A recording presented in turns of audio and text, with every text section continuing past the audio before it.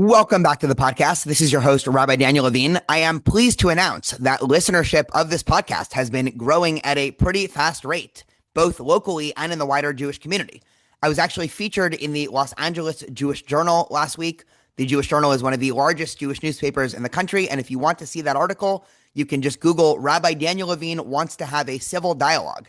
The article was all about this podcast and many of the conversations that I have, especially with those who I do not necessarily share their views.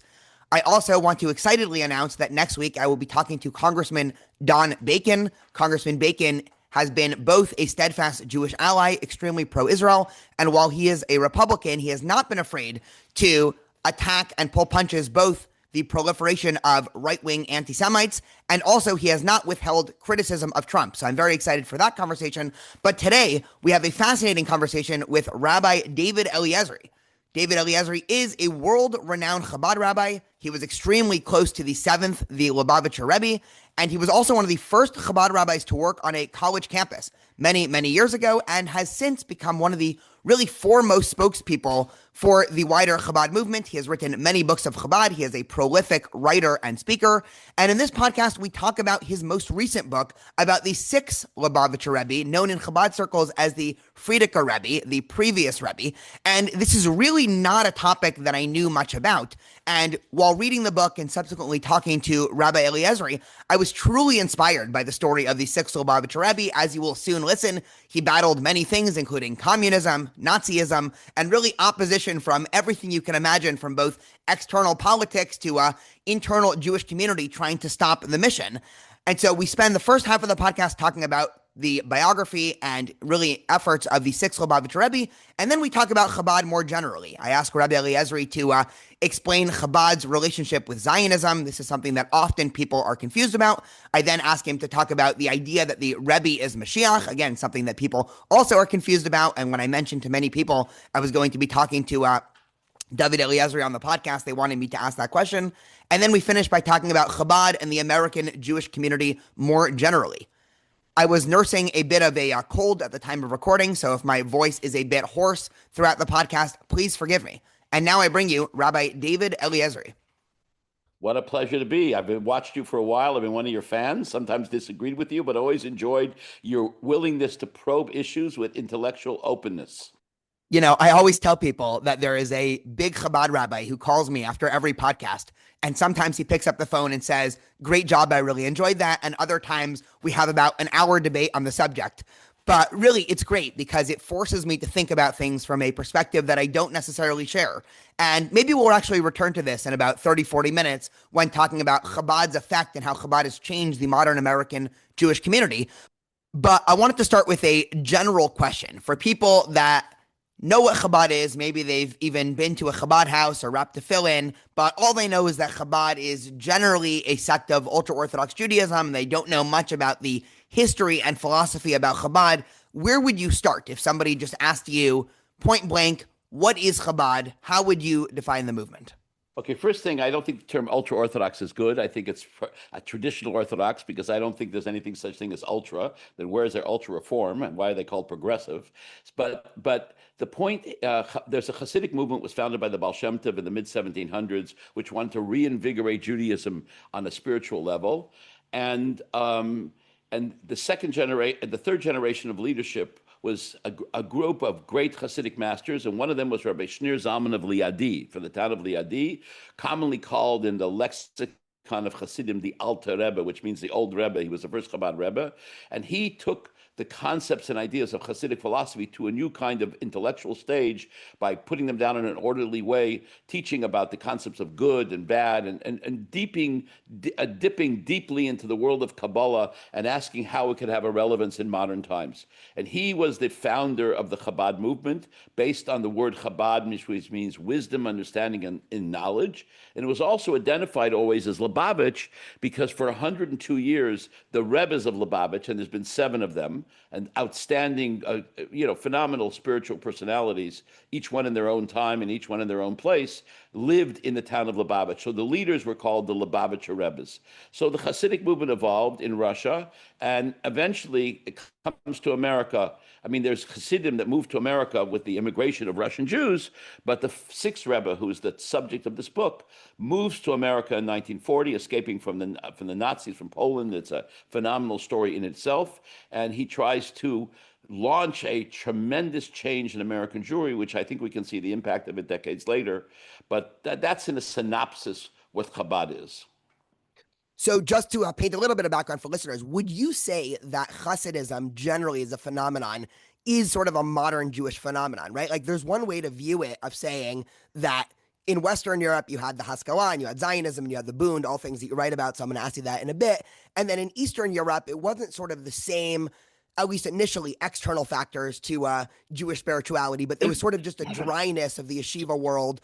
People weren't so... begins more in Eastern Europe, and it doesn't begin as a reaction to the Haskalah. It begins rather to an action of a dormant spiritual generation that suffered from anti-Semitism, oppression, and also an intellectual elite, which was more than what we would call the Litvaks, the Lithuanian yeshiva world. And to reinvigorate Judaism spiritually, the Hasidic movement begins in Eastern Europe and spreads into Western Europe slowly. Chabad in particular, until the previous Rebbe comes to Western Europe in 1927, is more of an Eastern European movement. It's geographically focused there. But if you went to Poland in the first beginning of the 20th century, you had great Hasidic groups, Ger, Radoms, Bells, and many others who were massive in size. I mean, the Ger Rebbe lived in a town not far from Warsaw, and they would have special trains to take his followers there because there was hundreds of thousands of people. So it did get into Western Europe, but Germany remained, so to speak, where the dominant force in Germany was more the liberal movements. And so there was this conflict also with time, but I think it was Eastern Europe moving toward Western. Yeah, I'm excited to talk about the sort of liberal movements, because I think one of the most interesting and shocking things in the book that you just wrote was about the six Lubavitcher Rebbe's interaction with Zionism and secular Jews. And so we'll talk about that in a second. But let's talk about Russia. Russia in the early 1900s, it's also been a personal interest in mine. We've talked about this before, but my great-grandfather was actually a rabbi in Russia during the exact same time as the Sixth Lubavitcher Rebbe. He, just like the Sixth Lubavitcher Rebbe, was also exiled for refusing to stop teaching Torah. He was sent to Siberia.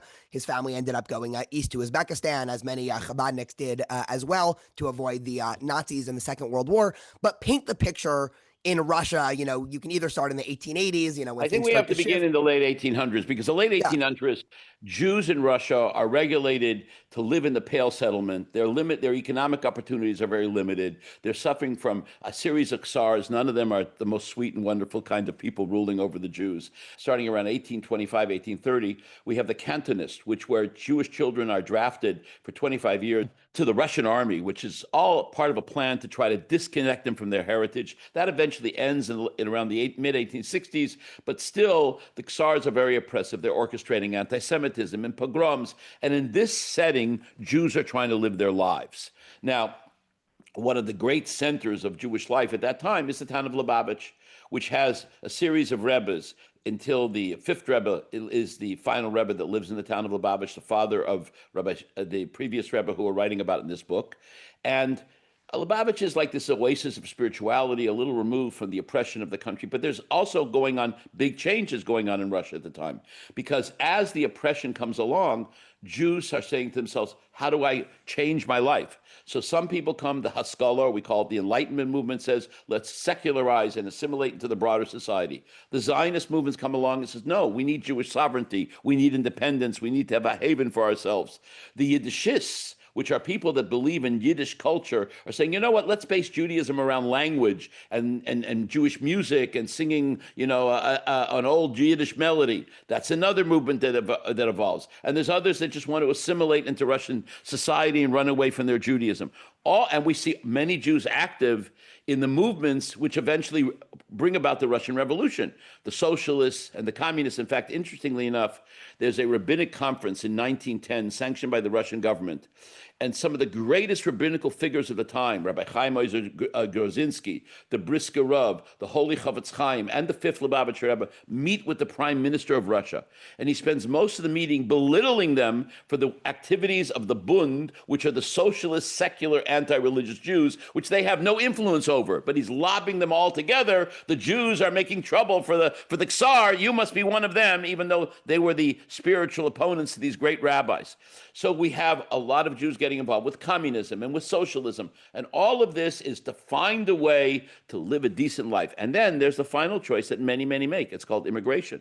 And we have the great immigration coming to the United States starting in the 1880s. Millions of people come, not just the United States, also go to South America and South Africa and other countries. But the greatest destination is, of course, the United States. So we have a Jewish people underneath oppression and a wide variety of responses to that oppression, which they're trying to navigate a way to a better life. And so at what point did the Russian government, because, in your book, you kind of oscillate, and it seemed like it was always unclear what Russian law was, right? Because you wrote a number of times, technically it was legal, but then the Russian government would get involved and they would go through these, sweeping arrests. That was during the time of communism. We have to make a big differentiation between till 1920, till like 1918, 1919, the Communist Revolution, what happens at the time of communism. What I was referring to now was the Tsarist time. At that time, there was Tsarist oppression, and every time there was some kind of decree against the Jews, there was a tradition of Jews of Shtadlonim, which means somebody who is an advocate for you. So the Jews would go to St. Petersburg, and they would have a few rich people that had a little bit in with the government, and they try to meet with this Tsarist minister, and meet with the Tsar, meet with this one or that one, and try to negate that decree against the Jews. But they had no political agency in their own right. They didn't vote in an election. It was an autocratic monarchy, and the Tsars could do whatever they wanted.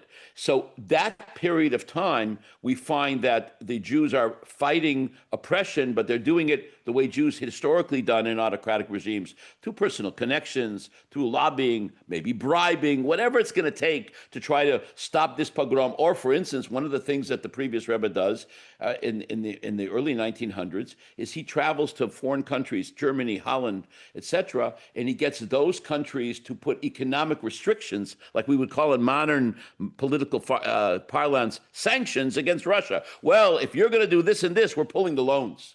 And he, behind the scenes, would do that thing to put pressure on the Tsar to stop the anti-Semitism, what went on. What goes on from the Communist Revolution... so this changes just to paint the background, this changes in 1917. You have the, Russian Revolution, Communist Revolution.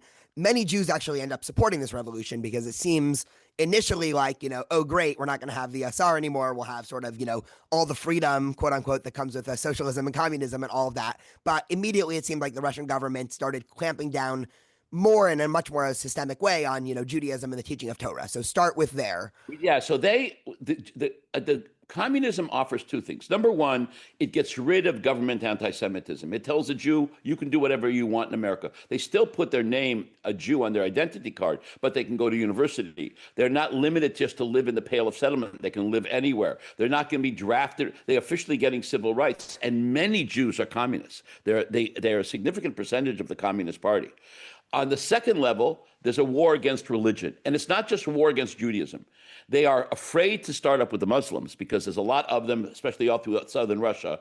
But with the Russian Orthodox Church, and with the Jewish people, and for that matter, with the Zionists, with religious Jews, the famous saying is that, I think it was Lenin that said that religion is the opium of the masses. And they set a design to do what they can to undermine any kind of religious belief in Russia. Officially, Russian law allows you to be religious, but you can go to synagogue, but you're not allowed to let more than 3 children together. You're not allowed to have schools. They would say they would be at a synagogue in Moscow where there was a teacher teaching Talmud in Yiddish, but nobody teaching Talmud in Russian. So the next generation didn't know. And in this setting where now it changes, freedom to Russian Jews, yes. And we see the foreign minister, a lot of the important officials in the Russian government, later on he becomes a foreign minister, and the ambassador in the United States is a Russian Jew. And many of the communists are Russian Jews. They think that this is going to bring them the promise of freedom and opportunity. But there's still a battle against religion. And that is a battle which the previous Rebbe, Rabbi Yosef Schneersohn, he is the one who becomes the champion of the Jewish people. So let's dig in on that. He eventually sets up a set of secret clandestine yeshivot all around Russia. I mean, how does one even begin to do that? I mean, I'm trying to think even So let me just say well, okay. just to make the question, I mean, it's hard enough to keep one day school or yeshiva open in a community like, say, Orange County. I mean, setting up a secret network that, there's no public advertising all around a country as large as Russia. I mean, it just seems like an impossible task. So we have to understand what is the reaction of the Jewish world to communism, the more religious Jewish world. And also we need to understand that, and when you read, for instance, Nora Levin's book on the history of Russian Jews, Jews are very traditional in Russia. They are connected to tradition. There's no reform or conservative movements like here in the United States. The only Judaism is traditional Orthodox Judaism. And many of them, even if they're not fully observant, they're just removed a little bit. They're still the Jewish community is central to their lives. And the Russian government wants to dismantle that. So basically, we have three reactions to the onset of communism. The great rabbinical scholars who leading some of the great yeshivas of Russia, they leave. They say, you know what, we're going to take our students. There's no future for us here. And they get out of town. Rabbi Zalman Meltzer, Rabbi Aaron Kotler, Rabbi Shomer of Radin, the Chafetz Chaim, who later in his life regrets leaving. They all leave to save that core of students and to keep Jewish scholarship alive. There's many rabbis who stay in Russia, and they're the local rabbi in the synagogue, and then they can have services in the morning, and they can have a little class with 4 people in the afternoon. They're not rocking the boat. They're just taking care of their congregations. And the communist government doesn't bother them too much because they're no threat to the revolution. But there becomes one man, Rabbi Yosef Schneersohn, who becomes Rebbe in 1920 when his father passes away. He's 39, almost 40 years old when that happens. And he becomes the Sixth Lubavitcher Rebbe, and he responds. He says, I'm staying. That's number one. I'm not leaving. I'm responsible for the welfare of every single Jew. So I'm not leaving town. And he had a yeshiva. One of the greatest yeshivas of Russia was Yeshivas Tomchei-Tmimim, the Lubavitch yeshiva in the town of Lubavitch, which today has over 50 branches around the world. It's probably the largest network of any single organizational yeshiva in the world today. And there is yeshivas in Russia today, which is so amazing. But at this point, he says, I'm going to respond to the Russian government. So what does he do? Number one, he takes all the rabbis in Russia and he creates a organization, a committee of rabbis, and he's the chairman. So the organizational face of Judaism in Russia, the official to the government, to the American Jewish organizations like the Joint that are providing aid, to the institutional leadership, the so-called Jewish federations in North America is this committee of rabbis, which he becomes the chairman of. That's number one. Number two, that happens around 1920. Around 1920, 1923, 4, we see another reaction. He begins to develop this secret network. You have to understand, he had Hasidim, ardent followers all over Russia.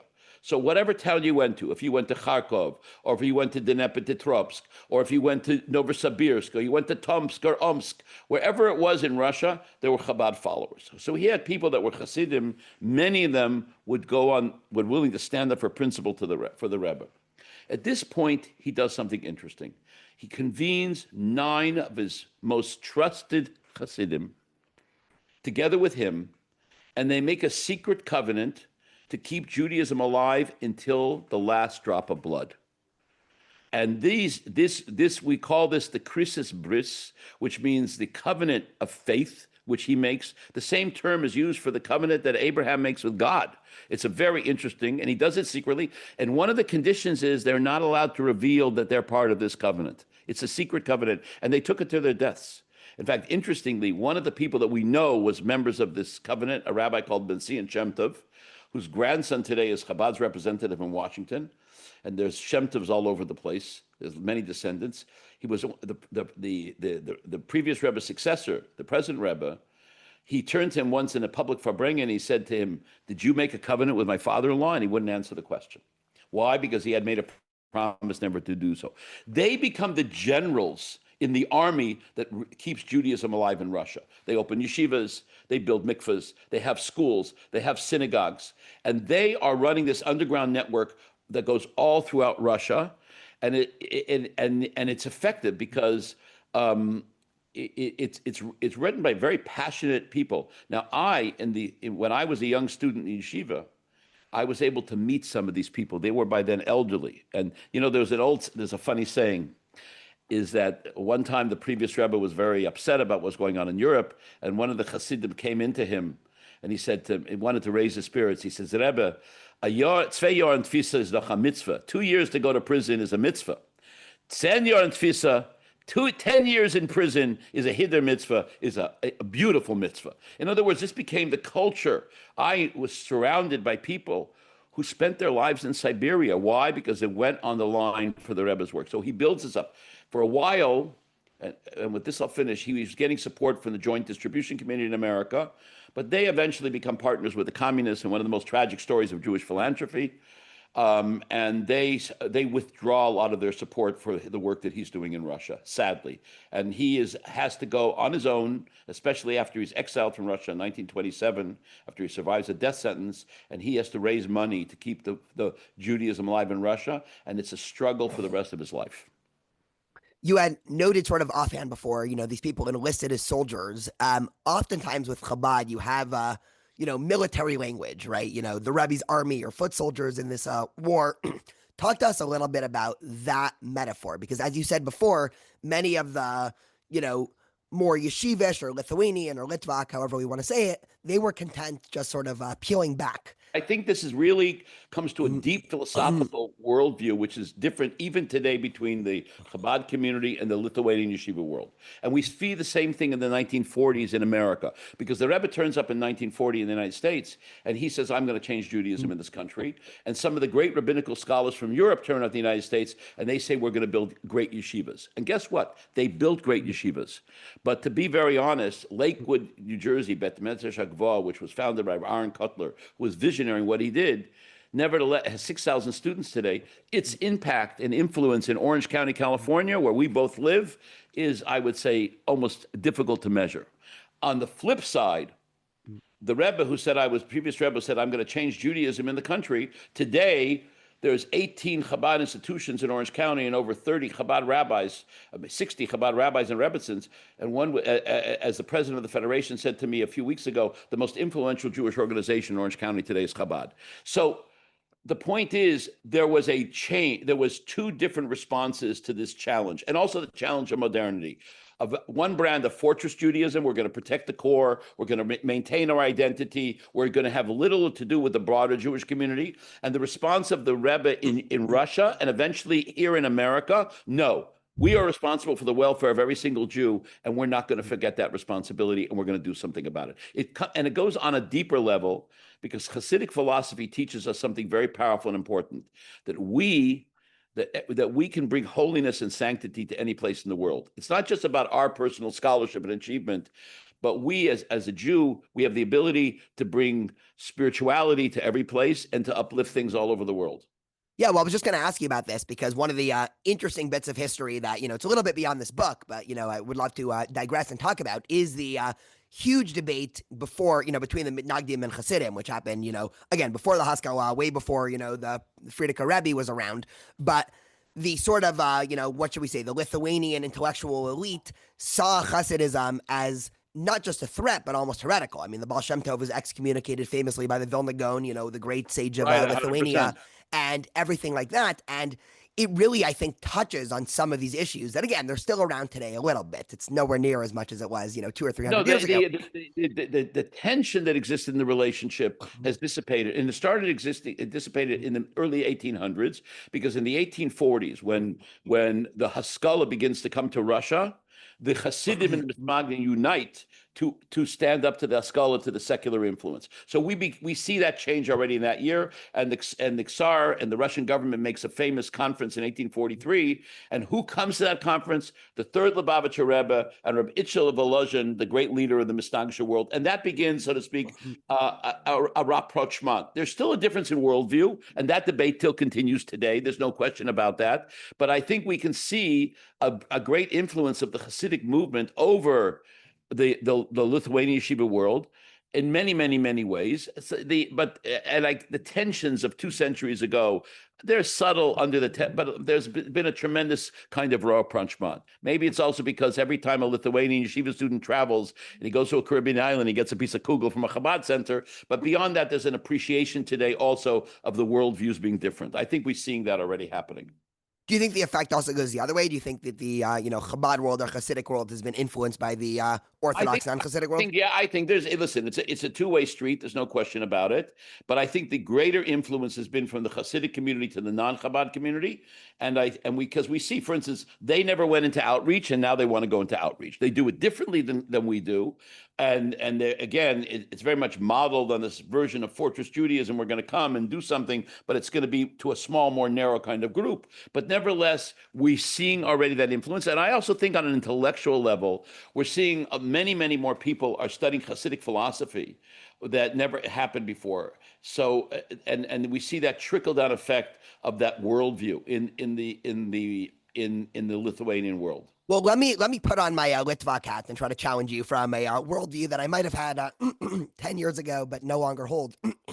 One of the things that you get specifically with Chabad, and I sort of see it all around, is you make small acts seem as if someone's doing the most important thing in the world, which on the one hand could be great. On the other hand, could very much lower the threshold for what people think they must have to do. I mean, I remember I went to a couple Litvaki yeshivot, and there we were sort of always getting the classic musar of you're never doing enough. You're never doing enough. If you're learning 10 hours a day of Talmud, you got to learn 10 and a half or 11.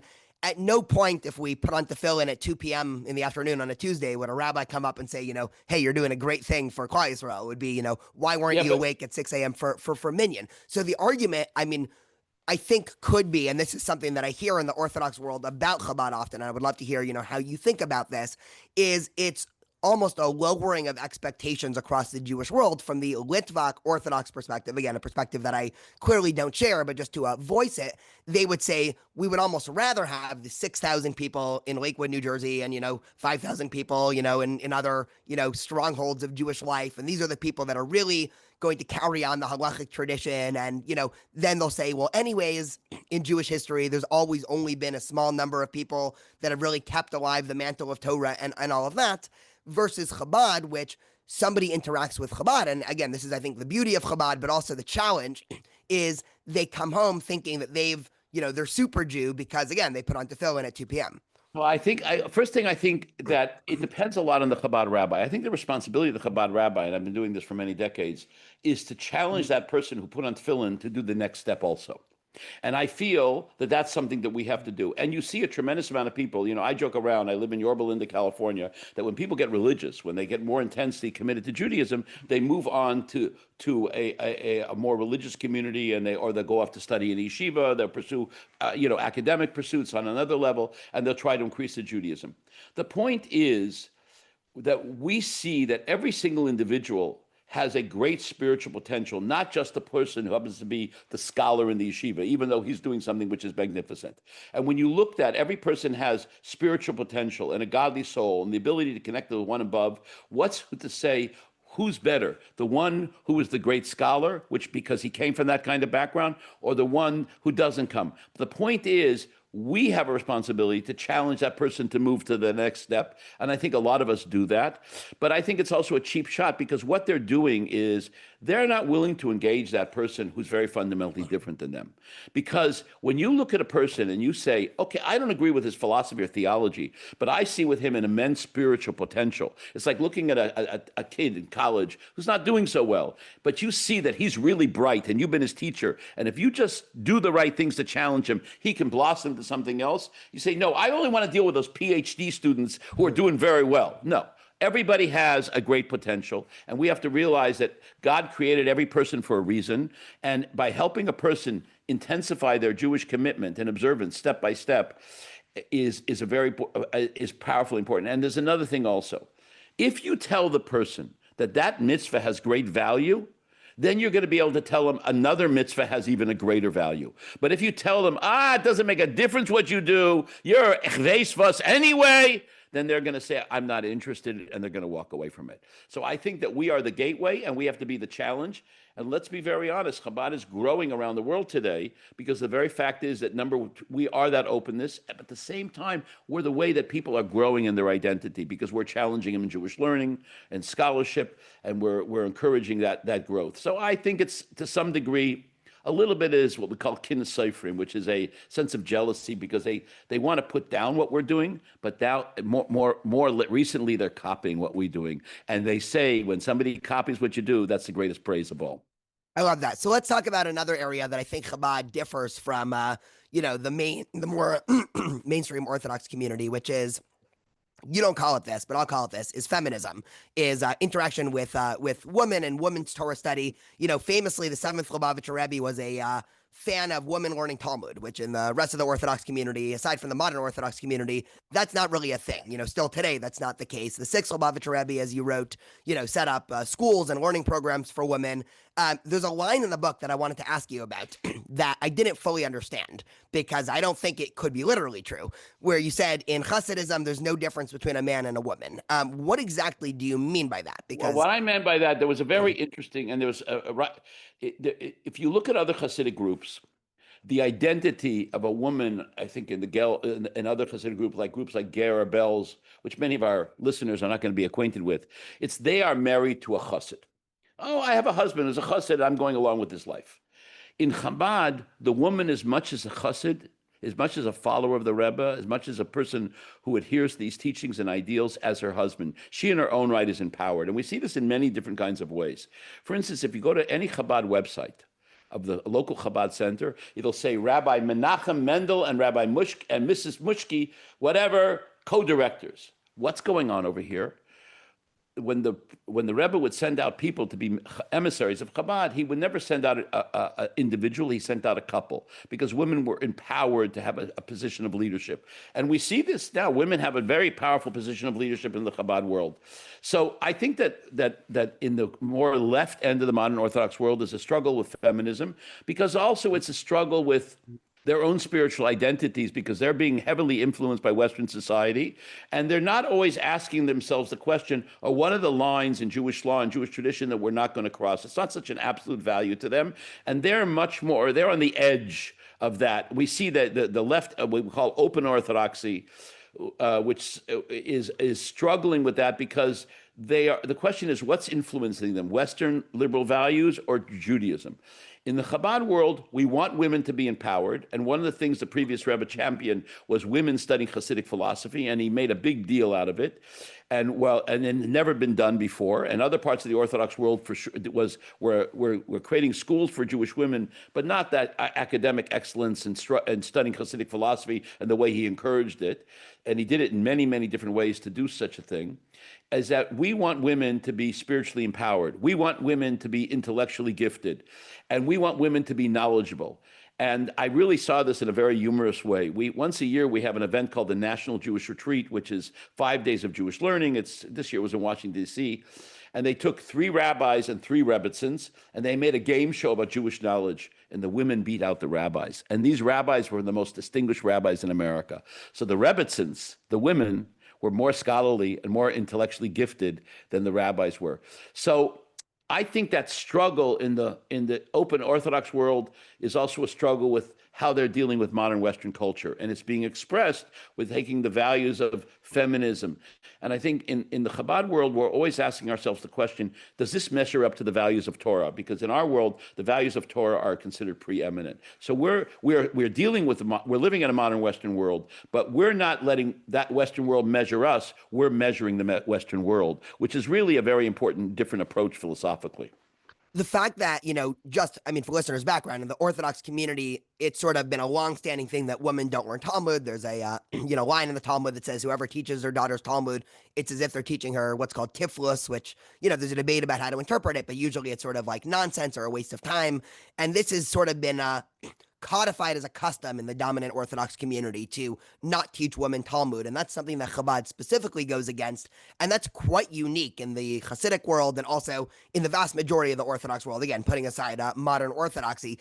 Do you not think that seems like modern values of saying, hey, if you're going to send a couple... because at that point, the Rebbe said that we're living in a dor day, a time where people have greater understanding and greater sense of knowledge, and they're much more exposed to secular knowledge. And he felt it was important that women should study Talmud. And we have historically women that didn't study Talmud.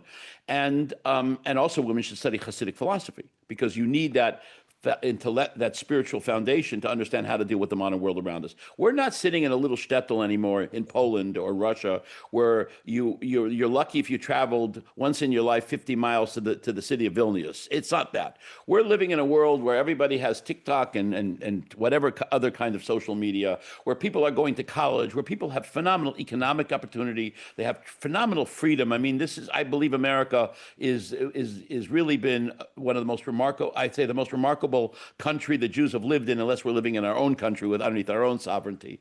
And we today have unbelievable freedom and opportunity. I mean, you can get on a plane in a few hours now in New York. My wife had two grandfathers who were brothers, by the way. Her parents were first cousins. One went to Poland in the 1930s, and one went to America in 1920. They never saw each other again. Their children got married, and they never saw each other again. Now we live so as we're living in this broader world, the study of Talmud is going to equip women and the study of Hasidic philosophy to deal with this modern world, and that was the whole point of doing it. So let's talk about another modern phenomenon, which is Zionism. One of the things that you write, so again, I've done many podcasts on this about how, at least early on, late 1800s, early 1900s, if you were Zionist, you were not Orthodox, and if you were Orthodox, you were not Zionist, with a small, tiny exception that we'll talk about in a second.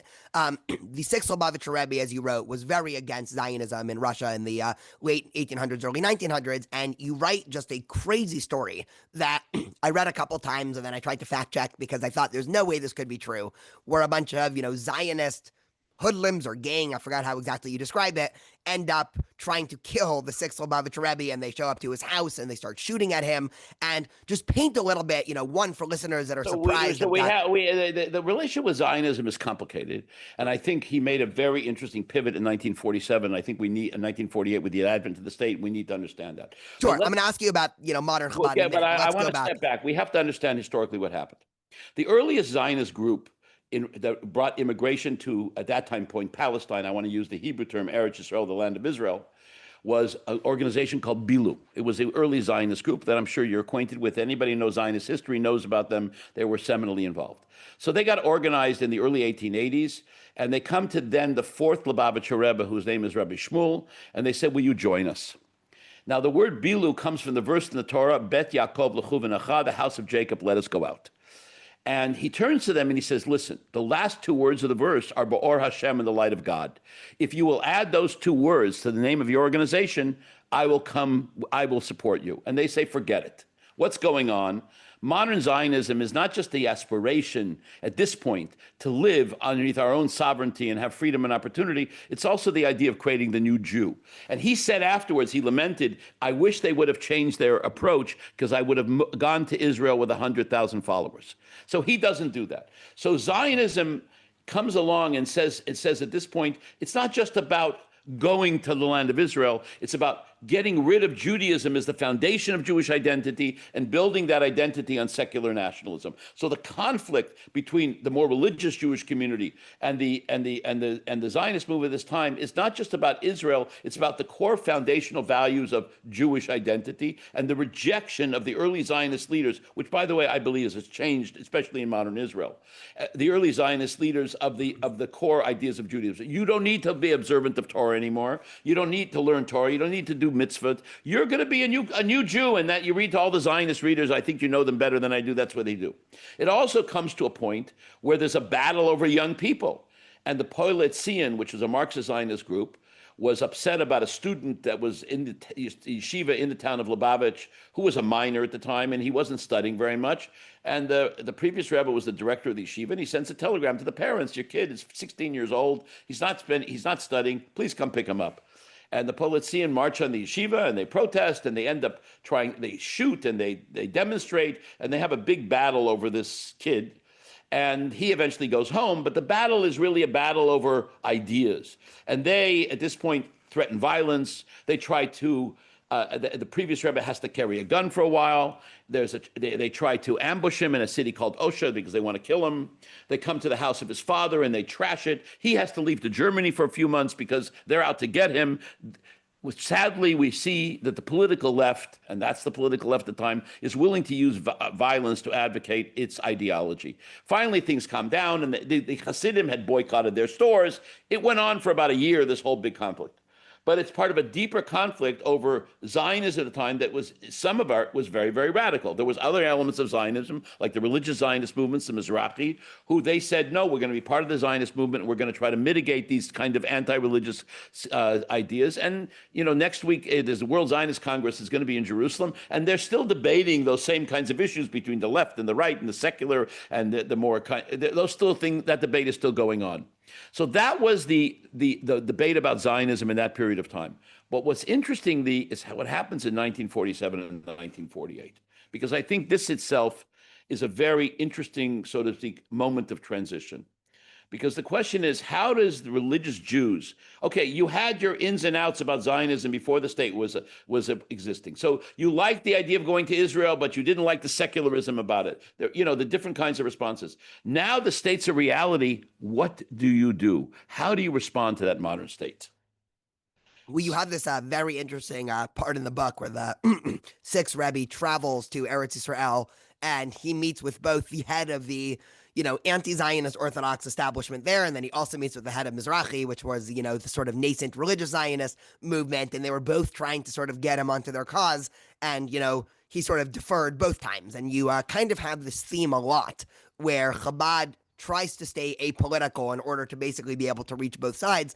That's something that stayed pretty consistently true, to the point where a lot of people today are just kind of confused about Chabad's interaction with the state of Israel and Zionism, because again, it's not quite religious Zionism and it's not quite anti-Zionism. So let me explain you. It's a very interesting question, and I happen to be in the apex of that question because I was the first, you would say, traditionally Orthodox, a Haredi Jew in 100 years that was put on the board of governors of the Jewish Agency, the ultimate Zionist organization.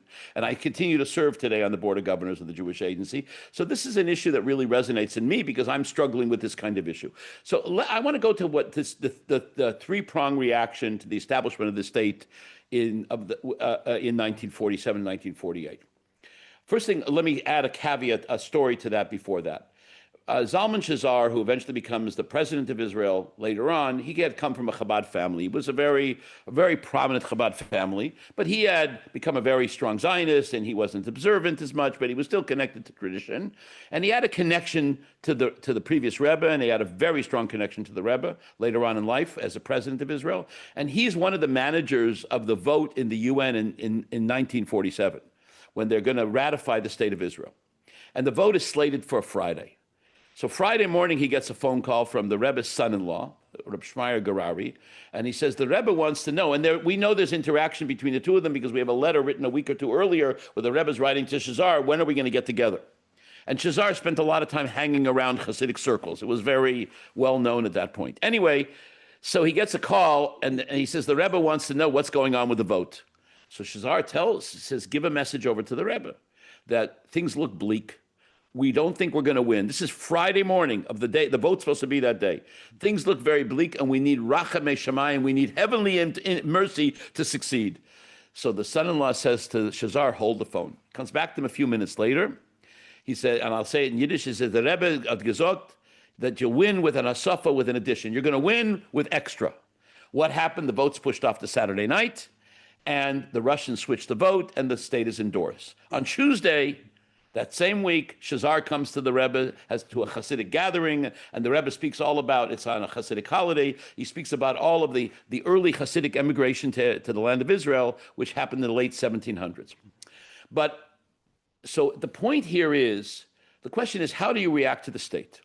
And this is the dilemma for religious Jews. The Haredi community, or you used the term earlier, ultra-Orthodox, but I don't like that term, they are very concerned because, perfect example, my wife's grandfather was a religious Jew with a beard in Tel Aviv, and none of his children were that religious. And if you look at his grandchildren and great-grandchildren today, they became very, very secular. They have tech companies in Israel and very little affinity to Jewish tradition. So every religious Jew in Israel had a brother, a sister, a cousin who had walked away from religious observance, and he said, I don't want to be involved with it. So the Haredi community said, you know what, we're going to create ourselves as a society within a society. We're going to protect ourselves. We're going to build a wall between us and modern Israeli society. and we're going to have our people go to yeshivas. We're not going to support going to the army. And I'm not talking about women going to the army. We agree that women should not go to the army. But I'm talking about the very concept. It's which today is one of the central pillars of the attitude of the Haredi world in Israel. We're going to separate ourselves from modern Israeli society. We're here. We were here before the Zionists came. We're going to be here for forever. We're going to live alongside this community, but we're not going to. We don't want to be active members of the secular community. That's reaction number one. Reaction number two is the religious Zionists, championed by the Mizrahi movement. And with all due respect, we have to stand in awe for them, because that segment of the population in Israel has been gave the greatest sacrifice in the last 2 years in the war.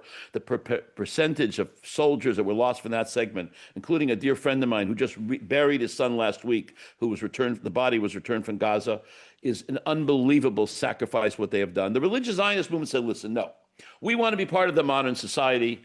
It was very much similar to the more modern Orthodox world, or the Yeshiva University world, or the OU world here in America. We're going to support the state. We believe it's the beginning of the redemption of the Jewish people. It has an element of sanctity. We're going to go to the army. We're going to be active partners with the Zionist movement. Comes Chabad and stakes out the middle ground.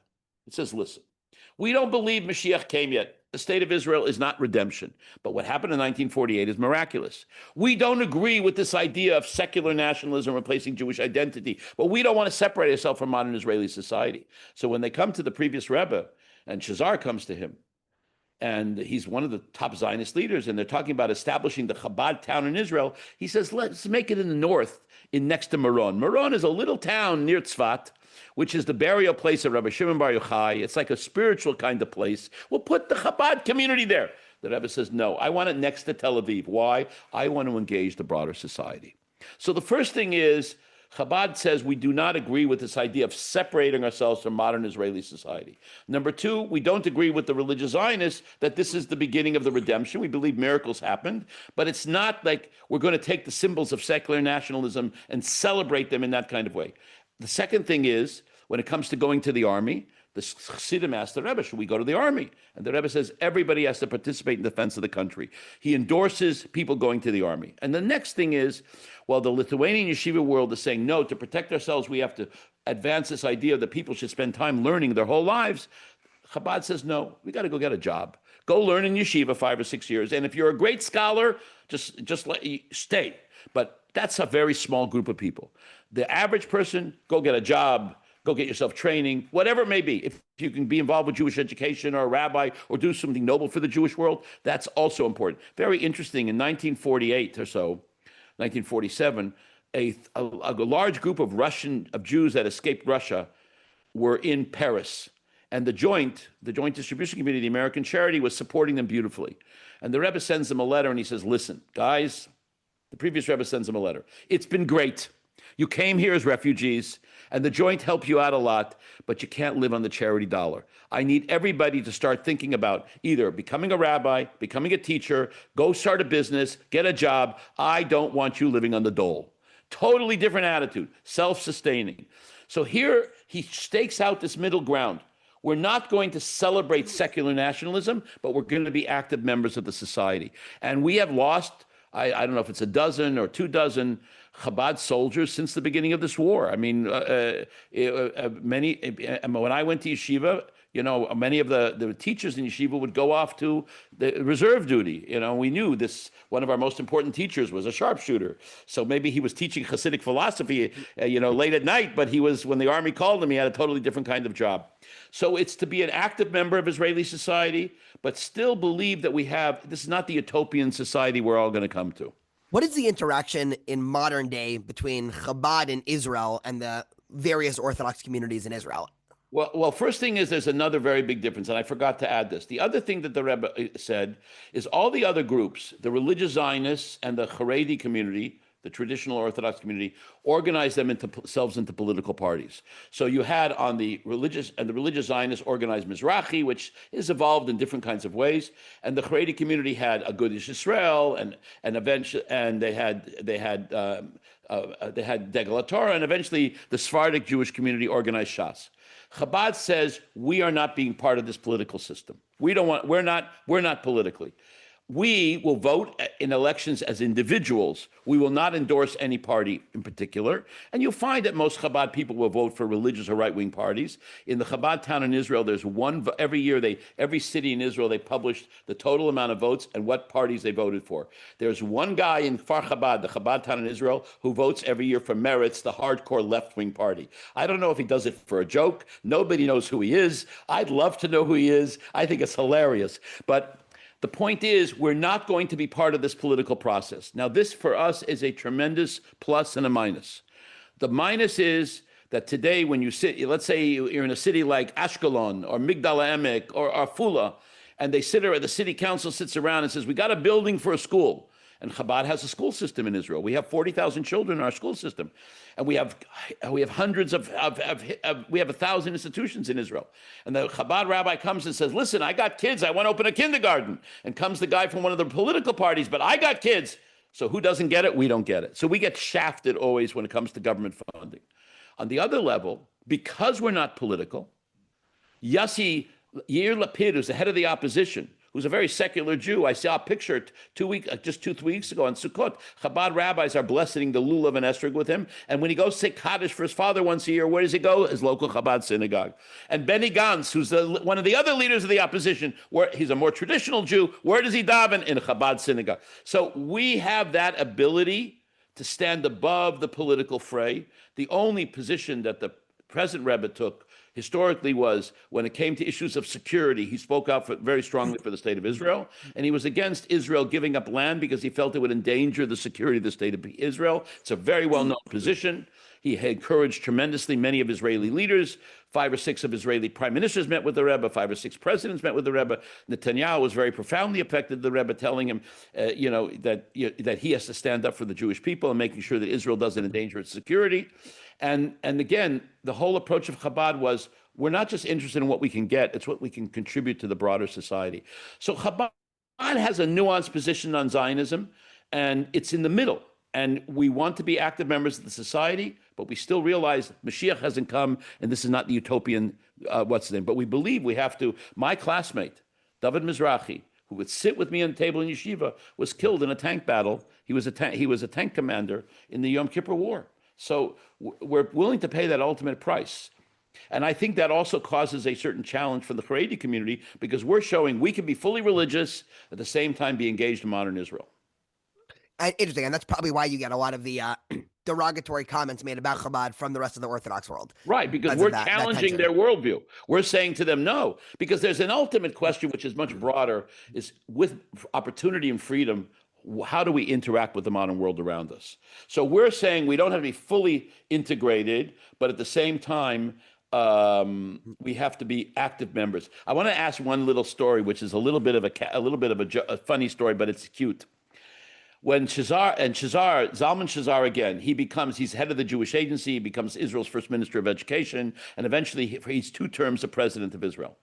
So in 1960, he was in Paris, and it was the Yartzeit, the anniversary of the passing of the previous Rebbe, which is on the Jewish date of 10th of Shvat.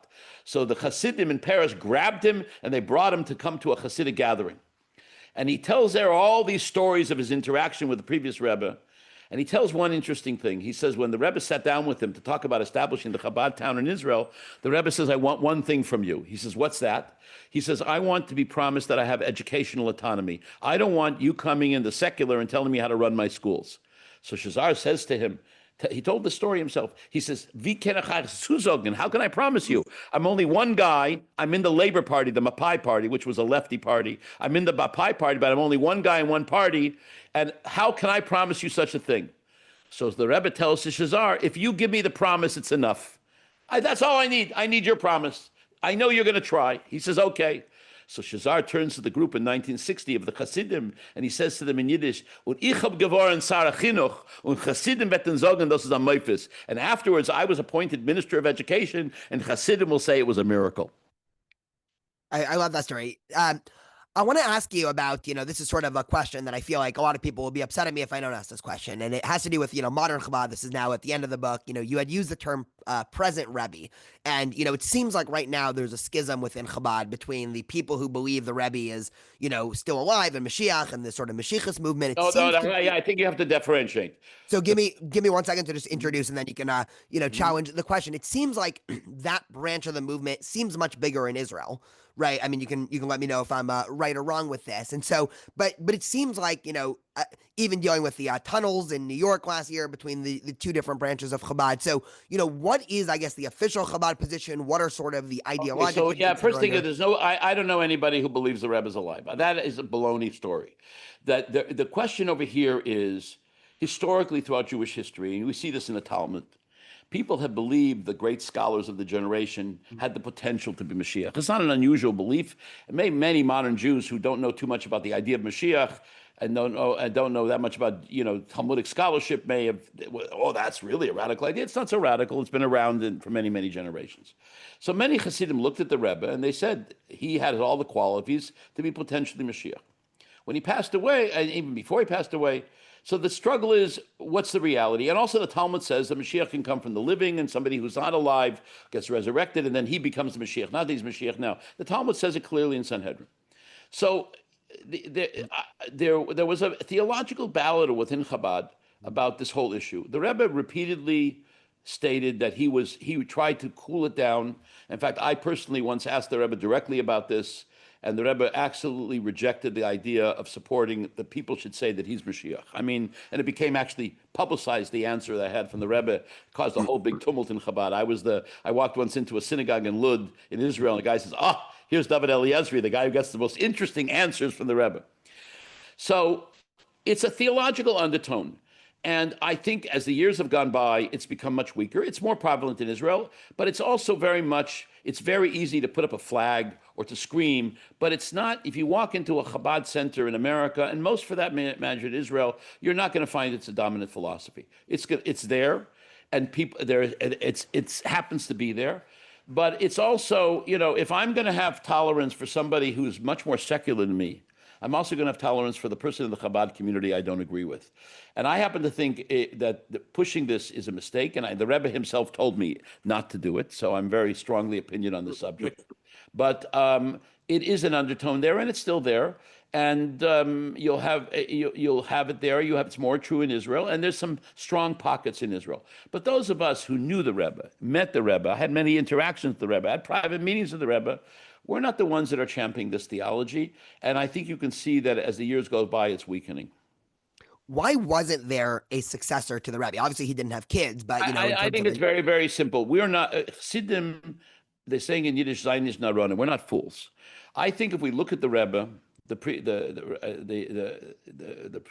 seventh Rebbe, Menachem Mendel Schneersohn, he was such a towering figure. I don't think we see anybody of his spiritual caliber. A Rebbe is not something, and I write about this in the book, that you get elected to the position. You know what I mean?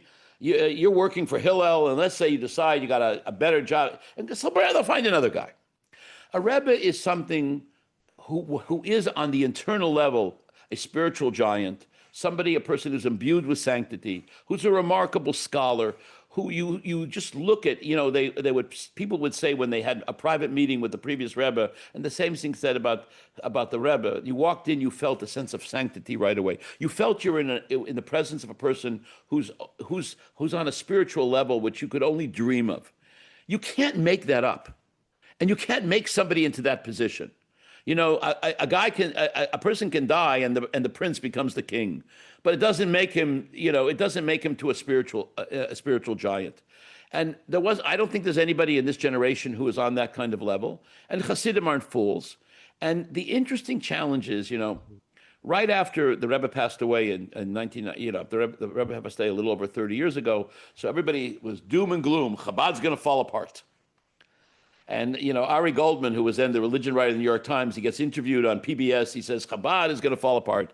He tells me later it was one of the stupidest things he ever said in his life.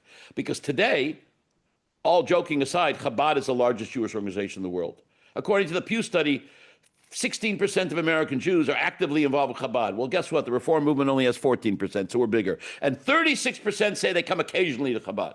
So what's going on over here? Because what we are doing, and this is the interesting issue for us with our children, this is a movement driven by ideas. And the teachings of the previous Rebbe, the teachings of the Rebbe, most importantly, are animating this movement. And when you look around, and I have 2 grandchildren that got married in the last year or so. One of them is already went to help his parents to be a Chabad shliach in San Francisco. And the other one, hopefully, is going to be going soon to another post where he's going to take upon that responsibility. These kids are smart. They're intelligent. They're engaged in the ideas, and they're being inspired by those ideas. And so that next generation that's growing up now, who never met the Rebbe, has encountered his ideas. And they're getting connected to him on an intellectual, spiritual basis, and that's inspiring their lives. So that's not an emotional connection. It's a deep intellectual and spiritual connection. So the greatness here, and this is what Rabbi Jonathan Sachs said so importantly, good leaders make followers, and great leaders make leaders. And what the Rebbe did was inspire people to be leaders. And also, he wanted people to think for themselves. And you know a lot of Chabad rabbis, and I think you would say that each one is very different. They're very individualistic, because he didn't want us to be a bunch of robots. He wanted them to take certain ideals and apply them to our lives and make this world a better place and connect more Jews to God and tradition, etc. But each one of us is going to do it in its own unique way. And even here in Orange County, when you look around the county, you see different Chabad centers. You see they're very different institutions because they're a reflection of the rabbis and rebbesins that run them.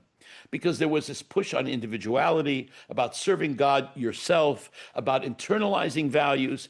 And guess what? It happens to be working. And today, in a certain way, it's very funny little story. The president of Argentina, Milei, is not Jewish, but he's very connected to Judaism. Every time he comes to New York, he goes to pray at the Rebbe's grave. He comes to Israel recently on a visit just before the attack in Iran, and he brings a gift to the Prime Minister of Israel. And what is his gift? A portrait of the Rebbe talking to the Prime Minister, to Netanyahu. The president of Argentina gives a gift, a beautiful picture that I don't know if he can hang it up in his office or not.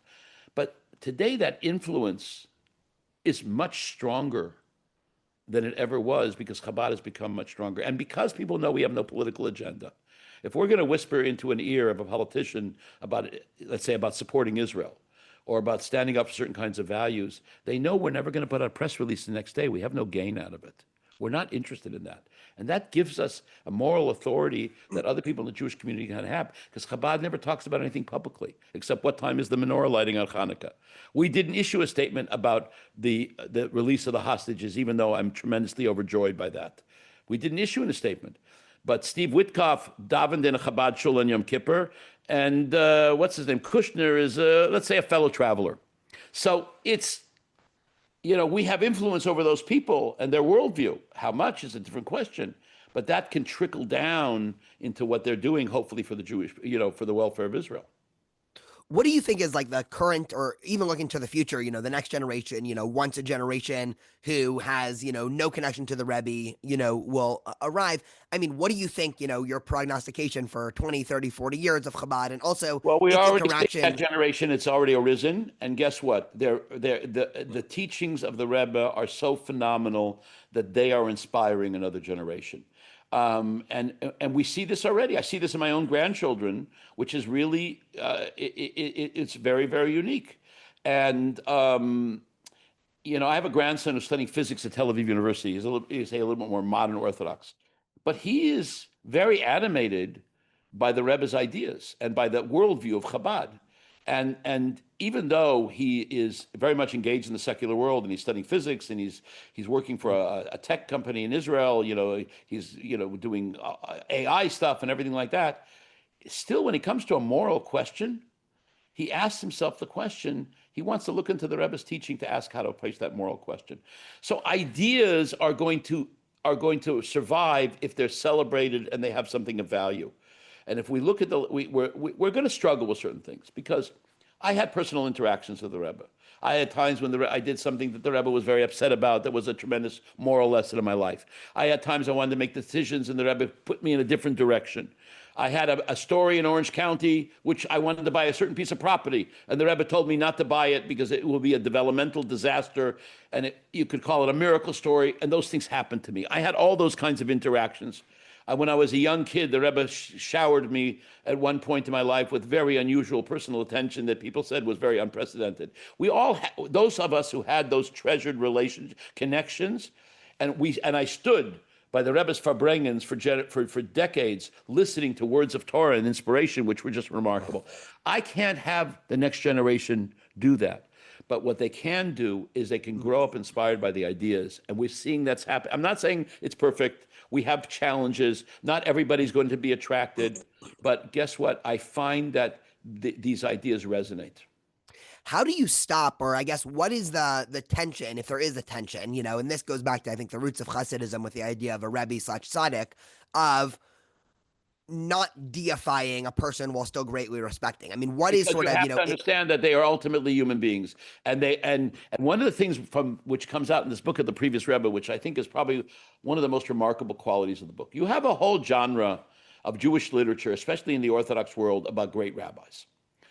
There's publishers like Art Scroll and Feldheim and other publishers, and they always write these books about he was a great man, he was born, and by the time he was 6 years old, he mastered this, and the time he was 12, he mastered this, and he lived happily ever after. The previous Rebbe was a very open, emotional person. He wrote diaries, he wrote letters, and what I feel is so remarkable about this book, again, I'm not an objective observer, I'm the guy who wrote it, is that the previous Rebbe reveals to us there's a window into his internal spiritual world, his own sense of anguish, his own sense of struggles, the difficulties that he faced, the different periods of his life which he had to adapt and change. And so we have, I think, for the first time in any modern biography about a great rabbinical figure, I'm talking about within the Orthodox world, a true window into his inner life. And that is really interesting because we see a deeply godly and spiritual person who's motivated, the very core of his values are the spirituality and holiness and sanctity. And we see this because it's what he revealed, what he writes on the page of his own diary that we happen to have access to, or a letter that he wrote to his wife that we happen to have gotten hold of, or a letter that he wrote privately to somebody, many years ago, and where he's sharing his own inner feelings. And it's really a window into his inner world. And I think that that's something which is very remarkable. What do you think are the biggest, sort of internal tension points ideologically of Chabad now? I mean, just to paint the question, one of the, as you said before, the fortress Judaism of the ultra-Orthodox world will say things like, only live within a huge Orthodox community, don't spend time in the secular world, don't go to secular college. Chabad shlichim that are sort of, on a random campus somewhere, let's say not in LA or New York, but, say in the middle of, I don't know, Oklahoma, where they're the only, Jewish, center for miles. Are there cases, I mean, obviously it's not publicized, but are there cases of Chabad shlichim becoming affected, and sort of, in Orthodox parlance going off the derech? You live in an environment and you deal with all different kinds of people. You can be, there's no question that you're going to be impacted by the world around you. There's no question about that at all. And for instance, I had, in certain ways, I look at the Reform Conservative movements, ideologically, I find great trouble with them. But I found there's a lot of their rabbis who I have great, deep philosophical differences with, but I realize they also care greatly about the Jewish people. You're not going to hear that from somebody in the Haredi world. I think it's broadened us to a large degree because by living in a world which is different than your own, first thing, a few things happen. You have to know what your internal values are. Now, one of the central tenets of the approach of Chabad is what we call Avodah Pnimis, internal spiritual work, that you have to internalize the ideas. So if my children grow up, and now my grandchildren, which is really the most remarkable story of all, grow up with those same core values, that means that we've succeeded in internalizing them and transmitting the next generation. But we're open, we're seeing the world around us, you're obviously interacting with that. But I want to tell you an interesting statistic that I did this research a couple of years ago. We have a phenomenon in the Orthodox world called OTD, which means off the derech, people who become less observant. The lowest rate of OTD in the Orthodox world are the children of Chabad shluchim, Chabad emissaries. It's probably 1 or 2%, and the broader in the Chabad world is probably 5 or 7 or 8%. In the broader Orthodox world, it's maybe closer to 10%. But the lowest percentage is among the children of Chabad emissaries, and I think it's for a few reasons. Number one, they know the world around them, and they're comfortable in who they are with their own Judaism. Number two, the Rebbe's ideas are very powerful. And I think on a spiritual level, there's a blessing that comes about being involved as an emissary of the Rebbe. It's a holy work. And the Rebbe said, his blessings are being showered on you. But it's a very remarkable, this is a measured statistic. You can go through, I did this some years ago. I went through all the Chabad families in California, found out that 60 some odd percent of them, their children became Chabad emissaries, and the percentage that didn't become religious was less than 1%. I was really surprised. It's a very interesting phenomenon. Now, if we did the study in a broader level, we might find little different numbers if we did it globally. But it shows a remarkable ideological kind of strength. And these are people that they're not living in Borough Park where they're not exposed to the outside world. They are being exposed to the outside world.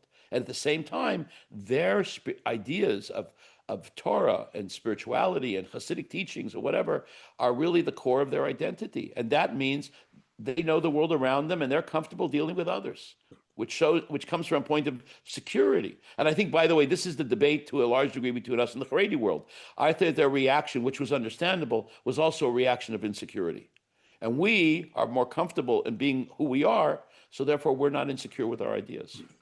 I very much agree with that last observation. We've been talking for a while. Is there anything else that we haven't talked about? Any other moves you want to make? I think there's another. I think that I want to just add one other dimension, which I think is important to understand about the American Jewish community.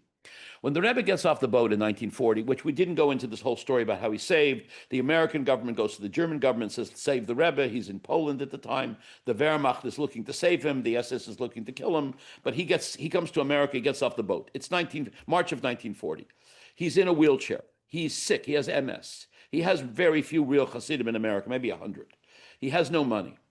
And he gets off the boat and he says, America is nicht anders. America is not different, and Judaism in America has to be like it's in Europe. At that point, Orthodoxy is in free fall. Traditional Judaism is like holding on for dear life. Let's save the last remnant that's left over. The yeshivas that are begun by the great Lithuanian rabbinical scholars are in their infancy, and they succeed with time, but again, building up fortress Judaism. And he says, no, I want to change Judaism in this whole country. And one of his students at the time told me a very remarkable statement, Rabbi Herschel Fogelman, who has since passed away, and he was sent by the previous Rebbe to make a school in Worcester, Massachusetts. He spent his life there. He said he was a student of what's called the Mother Yeshiva of America. Probably the most important early yeshiva in America was a yeshiva called Torah Vodaas, a great center of Jewish learning. It still is today. But in the world of Jewish scholarship, it's called the Mother Yeshiva. He was a student there.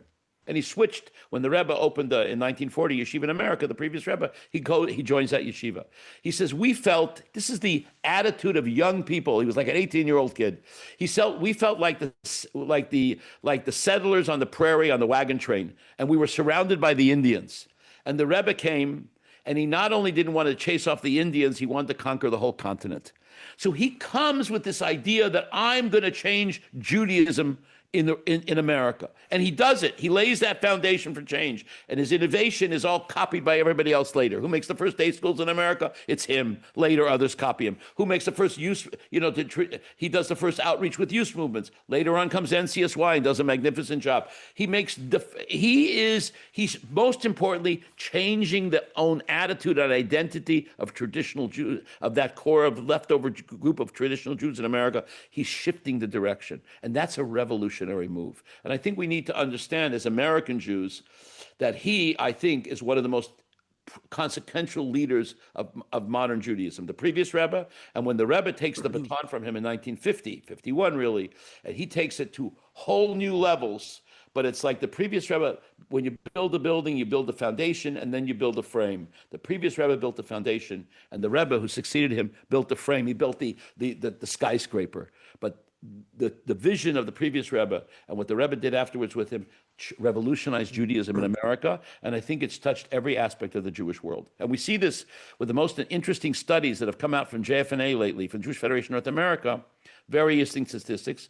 What is the number one point of engagement for young Jews who are re-engaging since October 7th? It's Chabad. What is the segment of the population which is the most supportive of Israel? According to the study by JFNA, 32% of Reform Jews consider themselves a Zionist, 55% of conservative, 65% of Orthodox, and people go to Chabad, it's 82%. We're creating, even though we're struggling with this idea of secular nationalism, more support for Israel than any other segment of the Jewish world. And I think it's also based on the fact, and this is where we're challenging the modern secular Jewish world, is that we're saying that Judaism has to be rooted in Torah and in spirituality, that changing Judaism is not the solution. And we're proving that's wrong. And that started that moment that he got off the boat in 1940. It's a revolutionary moment. Well, it's an incredible book. The book is called Undaunted. Again, it's about how the Sixth Lubavitcher Rebbe, as you say in the tagline, saved Russian Jewry, reimagined American Judaism, and ignited a global Jewish renaissance. So, David Eliezrie, thank you so much. And the book is available on Amazon, and enjoy it. And write a review if you like it. If you don't like it, you can write a review also. But enjoy the book. Thank you very much. Oftentimes in the algorithm, it's people who don't like it that actually, provide more, algorithmic weight. So anyway, thank you very much. It's been great.